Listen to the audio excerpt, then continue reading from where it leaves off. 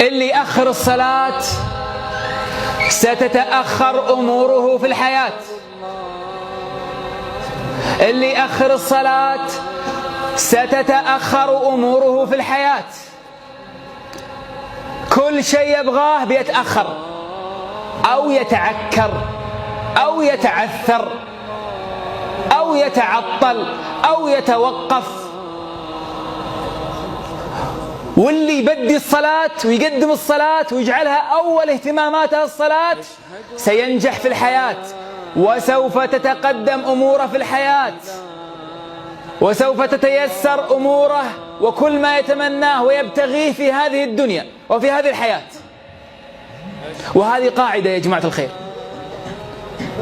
وما زال قوم يقدمون الصلاة ويبكرون في الصلاة ويجعلونها أول اهتماماتهم إلا قدم الله أمورهم اللي يحبونها كلها وشافوها قدام عيونهم مثل القمر.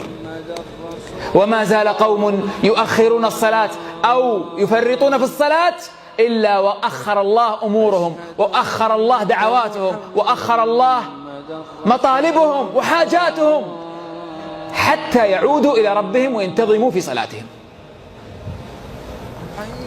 قال الله سبحانه وتعالى: إلا المصلين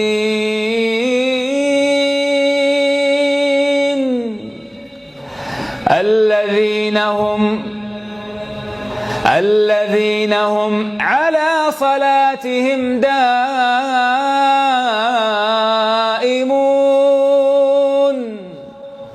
دائمون، يعني من الدوام، الاستمرار. ما هو بتنام عنها وتأخرها، ما هو بتصلي أحيانا وتترك أحيان، ما هو بلين بغيت صليت ولين ما بغيت ما صليت. لا، الصلاة يا جماعة الخير فإذا صلحت صلح سائر العمل، وإذا فسدت فسد سائر العمل. فأنت حاسب نفسك في أمر الصلاة، هل أنت ممن يجعلها أول اهتماماته